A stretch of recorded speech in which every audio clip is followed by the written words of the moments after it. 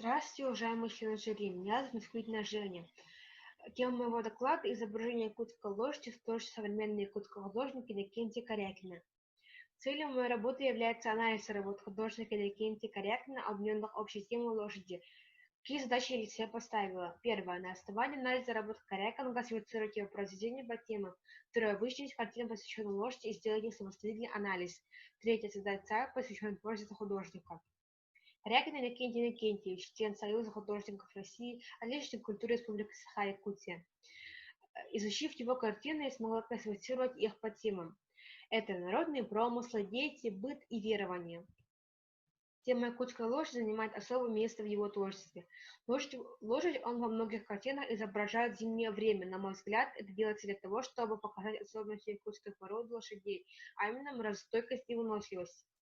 Также он не забывает о табунчике. Табунчик он изображает зимнее время, показывая этим трудность этой профессии. Во многих его картинах он изображает Сергея. Сергей – это ритуальный столб, имеющий сакральное значение.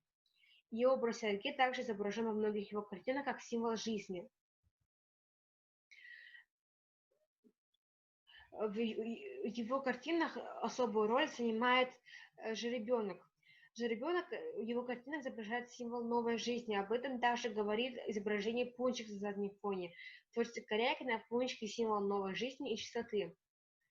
Некоторые его картины носят мистический характер. Например, эти две картины. В первой картине изображено прослушивание танха, а во второй то, как шаман сидит в состоянии транса. Естественно, что он не забыл о божестве-покровителе лошадей и рогатого скота Джигагы-Тойон. Он является в виде громогласно ржущего седла жеребца или всадника. Я создала сайт, посвященный творчеству Корякина Иннокентия Иннокентьевича. Вы можете перейти по ссылке. Творчество Корякина в моем сайте я разместила информацию об авторе и его картины по классификации.